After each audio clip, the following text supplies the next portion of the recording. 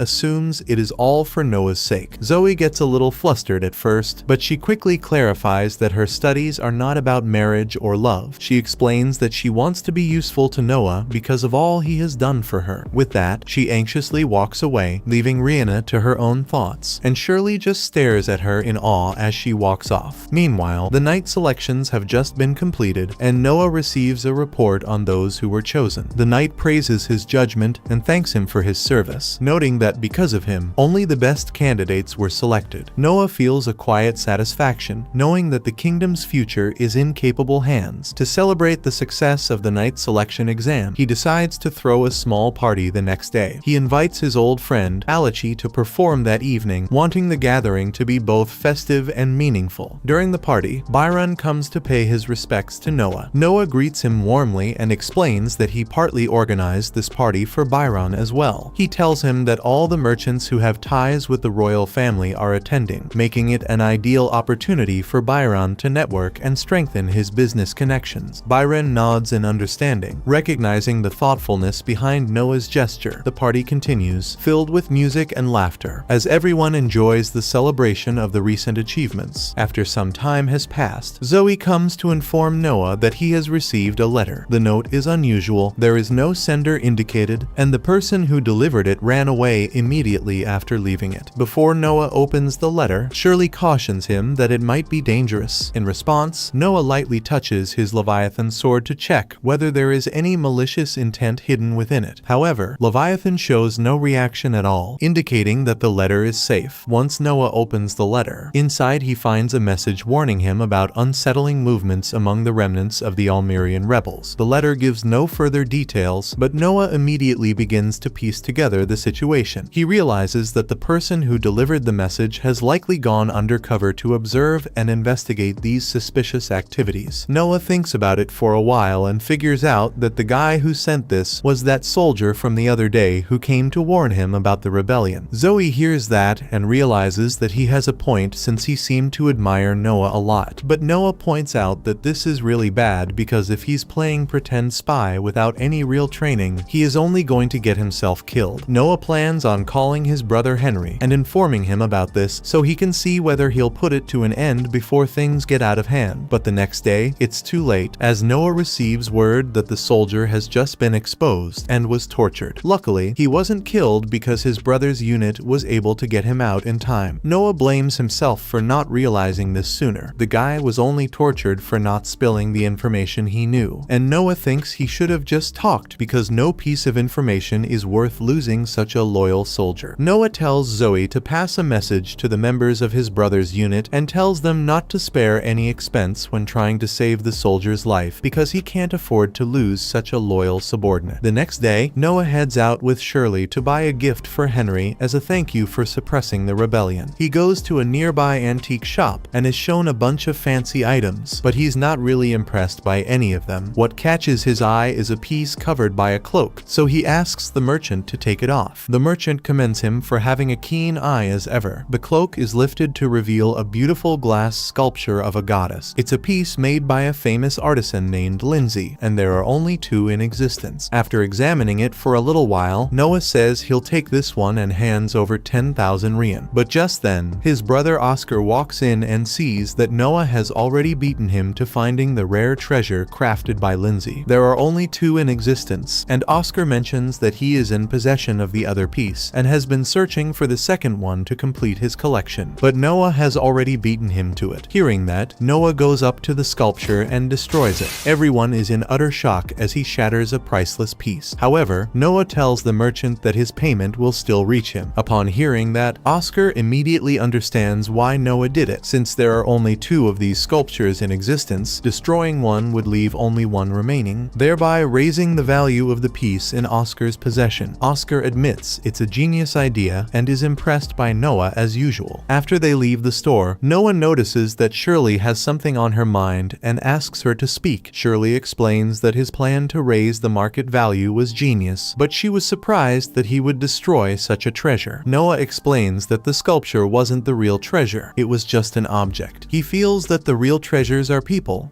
who are willing to dedicate their lives and hearts to the cause and show loyalty even in difficult times. They are the true treasures. Shirley smiles as she realizes that Noah is the one in a million leader she had only read about in history books. She vows to serve him for the rest of her life. Noah says he plans on collecting more treasures like that. 6 years pass, and Noah has grown noticeably taller as he is now 12 years old and is being seen off by the maids and royal servants as he gets ready to embark on yet another adventure. A few days after his 12th birthday, one of the new maids, Gigi, peers out the window and can hardly believe what she sees. The line of people presenting Noah with birthday gifts has not ended. It has been going non-stop for the past 3 days. Surprised, she turns to Zoe for an explanation. Zoe calmly tells her that this is nothing unusual. Last year's gift giving had lasted for over an entire week, and this year is no different. He explains that the process is slow and time-consuming because it is not just about receiving the gifts and sending people on their way. Each gift must be carefully documented, and the person presenting it must also be properly recorded. This meticulous attention to detail ensures that nothing is lost, stolen, or misplaced. By this age, Noah has already gained recognition for his extraordinary abilities. He is now known as the prince capable of mastering the Leviathan sword, a feat that has earned him tremendous respect throughout the Empire. Because of this, by direct Imperial decree, Noah has been stationed at the Ministry of Military Affairs, the organization responsible for overseeing the Imperial Army and all its operations. The person currently serving as the main minister of the ministry is none other than Noah's elder brother, Henry. Henry had previously requested Noah to meet with him, so when Noah arrives at the ministry, Henry welcomes him and explains the reason for the summons. Henry tells Noah that they have received an imperial order concerning the southern border, where a rebellion has broken out. The order states that one of his knights, Rius, is to lead lead a force tasked with suppressing the rebellion. Henry notes that if the rebels sense any mercy or hesitation from the Imperial army, they will grow bold and overconfident. The most effective course of action is to demonstrate overwhelming strength immediately. Only by dispatching a strong and decisive army will the rebellion be crushed and order maintained. Noah listens carefully and quickly evaluates the situation. He immediately recognizes that Rhys is the ideal choice to lead the army. Among all of Henry's knights, Rhys stands out as the most talented and capable warrior. He is clearly the only one suitable to command the troops in such a critical mission. Noah has no objections to Rhys being selected. However, Noah can't help but ask Rhys how many soldiers there truly are in the force. Henry notices the guilty expression on Rhys's face immediately. He leans forward, demanding to know what he is hiding. Rhys, realizing he has been caught, drops to his knees and begins begging for forgiveness. His voice trembles as he admits his wrongdoing, though he hesitates, unsure of how Henry will respond. Henry, still confused by the situation, turns to Noah for an explanation. Noah calmly clarifies that in the Imperial army, funding is often allocated based on how many soldiers are officially registered. Because of this system, it is not uncommon for those in charge to exaggerate their numbers. Sometimes merchants, collaborators, or even civilians are counted as soldiers to secure additional funding. Henry's eyes widen in surprise, and he feels a surge of anger. He is about to scold Rhys for manipulating the records, but Noah stops him. Noah explains that this could actually work in their favor. Overestimating the number of soldiers might help intimidate the rebels, showing them the army's strength and discouraging any bold moves. Henry considers this for a moment and realizes that Noah is correct. He nods and commends Noah for his insight. Noah then turns his attention back to Rhys and asks him to answer honestly how many true soldiers are actually in the army. Rhys replies that there are approximately 2,000 real soldiers. Noah assures him that the number itself is not a problem, but it could become an issue if he fails to supply all of them. Thinking quickly, Noah takes a pen and a piece of paper. He writes a letter and hands it to Rhys, instructing him to give it to the Minister of Military Affairs. Noah is confident that once the minister reads the letter, he will agree to cover those soldiers under miscellaneous expenses. At the same time, Rhys is allowed to keep any excess. In return, Rhys must guarantee that he will not be defeated, and Rhys assures Noah that he will uphold his promise. After resolving the issue, Noah and Henry ride off in their carriages through the town. Henry reminds Noah that he has not yet experienced actual combat. Noah acknowledges this and explains that young princes are forbidden from going into war unless directly ordered by the emperor, as princes are considered valuable heirs. The kingdom has a history of royal infants dying shortly after birth, with some claiming it is due to an epidemic while others suspect poisoning. No one knows the true reason, so any prince who survives infancy is considered extremely precious. Henry thinks it would be beneficial for Noah to gain some real battle experience before taking control of his fief. Noah agrees, saying that he would obey any order from the emperor if the time comes. Suddenly, the carriages come to a halt. A young girl in rags has fallen in front of their path. From a nearby alleyway, several men emerge, dragging her by the hair and shouting insults at her. Noah immediately steps down from his carriage and demands that the men present their registration. Knowing that they are engaged in an illegal slave trade, the men laugh among themselves, completely dismissing Noah as nothing more than a spoiled, noble brat who wandered into something beyond his understanding. Convinced that intimidation alone will scare him off, they step forward with the clear intent to beat him into submission. Noah does not hesitate. In one smooth motion, he draws the Leviathan sword. Before the men can even react, he moves. The blade flashes through the air, and within moments, the men are taken down with overwhelming speed and precision. Once the threat is dealt with, Noah turns his attention to the girl who had been dragged across the ground. He checks on her condition, ensuring that she is no longer in danger. Before anything else can be done, a strange man steps out from the shadows of a nearby alley. Unlike the others, he remains calm, wearing a confident expression. He introduces himself as the one truly in charge of the illegal slave trade operating in the area. With a smug tone, he explains that his operation has the backing of the first prince, Gilbert. He suggests that Noah would be wise to forget everything he has seen and walk away, implying that interfering further would only bring serious consequences. Noah pauses for a brief moment, considering the situation. He understands immediately that the man is attempting to threaten him by invoking Gilbert's name, hoping to force him into backing down. down. However, the longer Noah observes him, the more obvious the lie becomes. The man's confidence feels forced and desperate. Without another word, Noah releases the aura of the Leviathan. The pressure alone is enough to crush the man's composure. He collapses to his knees, unable to resist the overwhelming presence bearing down on him. Noah then orders the knights to arrest all of the men for falsely claiming to act under the authority of the first prince. As Noah walks away alongside Henry, he calmly explains that if these men truly worked under Gilbert, killing them outright would only damage Gilbert's reputation and make it seem as though the first prince openly allowed illegal slave trading. Instead, by treating them as frauds impersonating Gilbert's authority, the responsibility would fall back onto Gilbert himself to deal with the matter. In that way, the truth would surface without Noah directly accusing his own brother. Henry listens carefully and once again finds himself impressed by Noah's sharp judgment and political awareness. Even in such a tense situation, Noah had managed to think several steps ahead. Later that night, Noah and Henry sit down for dinner. The atmosphere is calm, but the earlier events still linger in Henry's mind. During the meal, the butler enters and delivers a message addressed to Noah from Gilbert. After the butler leaves, Henry asks Noah about the contents of the message. Gilbert expressed his gratitude for capturing the men who had been impersonating his authority. He added that he had intended to send them to court early the next morning. However, before that could happen, the men were found dead while unattended. The moment Noah finishes relaying the message, both he and Henry understand the truth. The explanation is far too convenient. The timing is too perfect. It becomes clear that Gilbert had indeed ordered those men to run the slave trade and eliminated them to erase any evidence once they were exposed. Henry reflects on this grim realization. Gilbert has long been known for indulging in reckless and immoral behavior, so this revelation is not entirely unexpected. Still, the fact that such corruption exists so close to the Imperial family leaves a bitter taste behind. However, Noah is not completely surprised by what happened. He understands that although Gilbert is the first prince, he is still the son of a concubine. Because of that, Gilbert can never inherit the throne. Noah believes that this fact has always frustrated him, and that frustration likely pushed Gilbert to seek power and control through other means. Since he cannot rule the empire, he looks for things he can dominate from the shadows instead. When Noah explains this way of thinking, Henry is clearly surprised. He did not expect Noah to figure out something so complicated at such a young age. Later on, Noah sits down in front of the slaves he saved earlier. He calmly explains that he has already arranged things behind the scenes and that they will not be sold anymore. They are now free people and can leave if they wish. However, as Noah looks at their faces, he quickly realizes the problem. They do not look happy. Instead, they look lost. It is clear they have nowhere to go and no means to survive on their own. Taking this into account, Noah makes a decision. He chooses to buy them himself, not to treat them as slaves, but to give them shelter, food, and the basic necessities needed to live. This time, they will live as ordinary people, not property. Hearing this, the children are overwhelmed with gratitude. Many of them bow deeply, unable to properly express their thanks. Afterward, Dylan escorts them away so they can begin their new lives. The next day, Noah summons Evelyn and gives her unexpected news. He tells her that he is appointing her as the administrator of a small region within Almeria. This means she is now an official government representative. Noah explains that the land he is meant to rule is far too large for one person to manage alone, so he needs capable people to act as his representatives in different regions. For Evelyn, the promotion is almost unbelievable. Going from a maid to a regional administrator is a massive leap, and she does not know how to react at first. Noah explains that he has been observing her work for years and believes she is the smartest and most capable maid among them. That is why he chose her instead of anyone else. Evelyn hesitates and admits that she would rather stay by Noah's side and continue working directly for him instead of rising in status. Noah understands her feelings, but he insists that she accept the role. He tells her that he truly believes she is the best person for the job and that he trusts her completely. Hearing this, Evelyn's expression brightens, and she finally accepts the position with renewed confidence. Afterward, Shirley begins praising Noah for his kindness. However, before she can go on, Noah stops her and tells her that such praise is not something that should be spoken aloud. With that, he quietly leaves the room, leaving Shirley slightly stunned. Later that day, Noah is summoned by the Emperor himself. The Emperor praises Noah for protecting Gilbert's reputation and handling the situation discreetly. During this meeting, Noah also learns that Gilbert had reported himself to the authorities afterward. Noah realizes that this was actually a clever move. By openly reporting himself, Gilbert made it seem as though he had nothing to hide, making his hands appear clean despite everything that had happened. The Emperor then asks Noah whether he was injured in any way during the incident. Noah calmly replies that he was not hurt at all. The Emperor nods and comments that if he had been in Noah's position, he likely would have gone undercover. However, he adds that doing so might have led to his defeat, as he would have hesitated too long while deciding whether or not to reveal his identity. At that moment, Noijel speaks up and states that such hesitation would amount to the highest possible crime against the Imperial family. His tone is firm, as though the matter is beyond debate. Noah, however, steps forward to correct him. He respectfully reminds Noijel that under Imperial law, attacking a noble is only considered a serious crime if the noble's identity has been revealed. If the attacker does not know the victim's status, the offense is legally treated as ordinary assault instead. The room fills with gasps as the spectators react in shock. Many of them stare at Noah in disbelief, especially since this is the second time he has openly corrected a high-ranking official on matters of law. Noah suddenly begins to sweat. He wonders if he has gone too far this time by pointing out the mistake so directly. He considers apologizing in front of everyone, fearing he may have embarrassed Noijel when the comment could have been meant as a joke. Before Noah can say anything, the Emperor bursts into loud laughter. He turns to Noijel and announces that he has won the bet. The Emperor then explains that he and Noijel had made a small wager to see whether Noah truly understood Imperial law well enough to explain it clearly. Since the Emperor already knew how strictly Noah follows the law, he was confident that Noah would respond exactly as he did. Clearly pleased, the Emperor makes a sudden decision. He declares that Noah will be appointed as the new Minister of Justice. As soon as the title is given, the spectators erupt into cheers and begin chanting Noah's name. Meanwhile, Noah remains frozen in place, completely shocked by what has just happened. Later that night, Noah attends another one of Alachi's concerts. Although he enjoys the music and the atmosphere, his thoughts keep drifting back to earlier events. He cannot fully understand why acting naturally and speaking honestly about the law led to such a major appointment. After thinking about it for a while, Noah realizes there is no point in overanalyzing the situation. He decides to set those thoughts aside and simply enjoy the concert, letting the music carry him through the rest of the night. The next day, Noah officially assumed his position as the Minister of Justice. Upon arriving at the ministry, he was introduced to his second-in-command, Viney Ossi. Viney appeared composed and professional, clearly experienced in handling the daily responsibilities of the office. Since it was his first day, Noah asked Viney to explain his primary duties. He wanted a clear understanding of how the ministry functioned. Viney began by outlining the structure of their responsibilities. One of the main duties of the Minister of Justice was coordinating courthouses across the empire. The ministry oversaw legal procedures, ensured consistency in judgments, and maintained order within the judicial system. In addition, Viney explained that in cases involving severe crimes such as insurrection, it was customary for a minister appointed by the emperor to personally judge the accused. This tradition had been especially important after the rebellion that occurred 6 years earlier. Hearing this, Noah understood that the ministry functioned as both an administrative authority and a high-level court. While local courts handled ordinary disputes, the ministry dealt with matters that affected imperial stability. After listening carefully, Noah asked Viney whether he personally presided over cases. Viney confirmed that he did. He regularly judged cases brought before the ministry. Noah then asked a direct question. He wanted to know how much Viney collected annually in bribes. The question caught Viney off guard. However, he quickly composed himself and replied that he did not accept bribes of any kind. Noah calmly told him to relax. He was not trying to force a confession or threaten him. He simply wanted the truth. There would be no punishment for honesty. After a short pause, Viney decided to speak openly. He admitted that he did accept bribes, though not frequently. The total amount he received in a year might amount to only a few hundred rien. He then clarified his personal policy. He never accepted bribes in murder cases. Such cases were too dangerous. They attracted scrutiny, and if exposed, the consequences would be severe. Furthermore, families of victims often held deep grudges. Accepting a bribe in such a case could easily make him a target for revenge. To reduce risk, Viney only accepted bribes in cases that could reasonably go either way. If a case was ambiguous and the evidence was not not decisive. He allowed influence to guide the final judgment. In his view, this minimized suspicion while increasing his income. Once Viney finished, Noah took out a check and wrote an amount of 5,000 Rien. He handed it to Viney. He explained that this amount was roughly 10 times what Viney earned in bribes annually. If Viney accepted the payment, he would agree to stop taking bribes entirely for as long as Noah remained Minister of Justice. Noah made it clear that he intended to fulfill the emperor's expectation. The judicial system had to reflect integrity and discipline. Corruption, even in small amounts, weakened the empire's foundation. Viney was impressed by Noah's determination and could see clearly why the emperor had given him the title of Wise Prince. For the first time, he understood the weight of Noah's resolve. But in the next moment, Viney set the check aside and told Noah that he didn't need any extra money. He promised that he would never take bribes under any circumstances. Noah was skeptical at first, but when he noticed his fire stat increase, he became convinced that Viney was truly on his side. With that reassurance, he agreed to move forward together. Later that night, Oscar organized a large celebration to honor Noah's appointment as Minister of Justice. Guests from across the empire had gathered, and the hall was filled with laughter, music, and speeches. Despite the festivities, Noah could not stop thinking about one question: why the emperor had chosen him over so many others to become Minister of Justice. Oscar guessed that it might simply be personal favoritism. Perhaps the emperor liked him and wanted to reward him. Noah considered this, but he felt there was something deeper at play, a purpose beyond mere preference. He turned to Oscar and asked if he remembered the time when the empire had almost collapsed. Oscar nodded. He explained that the empire had nearly fallen apart because of the old method for choosing a crown prince. Non-heir princes were forced to live idle lives, their domestic stability compromised, and this imbalance had caused internal instability. Since then, each prince was given their own fief and received proper education. Still, Noah believed his appointment as Minister of Justice meant more than just providing him with education or training. It suggested a far greater plan by the emperor. Oscar's eyes widened as he realized what Noah was thinking. If Noah's appointment was more than symbolic, it could mean that the emperor was preparing him to become the crown prince. Before he could say more, a butler approached Oscar and whispered in his ear. The information confirmed his suspicions completely. The emperor was planning to name Oscar the Minister Prince of Finance at tomorrow morning's assembly, confirming that this was all part of a larger plan. Oscar reminded Noah that the party was for him, and he urged him to focus on enjoying the celebration instead of dwelling on politics. Noah nodded, though the thought of his future responsibilities lingered at the back of his mind. Meanwhile,